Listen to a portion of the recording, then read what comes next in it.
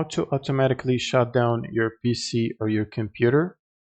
First, you will need to open up the Start menu and search for Task Scheduler. Is this one? Click on it. Then on the left side panel, click on Create Basic Task and wait for it to load the page. And then you can give it a name. So for example, Shutdown, like this. And then press the Next button.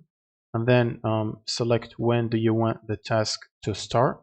For example, you can start it daily, weekly, monthly, one time when I start computer, when I log on, when a specific event is logged. So for this case, I'm going to select one time and then press next. And then I'm going to select the date when is this going to happen. So for example, I'm going to set it to today at 12 a.m. and 12 a.m. exactly. Let me set this time correctly and then click on next.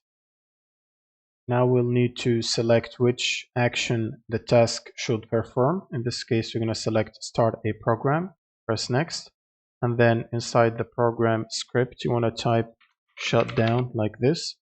And inside the argument box, you want to type -s -f space -t space 0 like this. -s space -f space -t space and space again and 0, and then press next, and then check open the properties dialog for this task when I click finish, and then press finish. And now the properties dialog is open for that task, and when it's 12 a.m. your computer should shut down automatically. And also from here you can customize whether to run this only when you are logged on or run it regardless if you're logged on or not. And if you can also run this with high privileges to run it as administrator.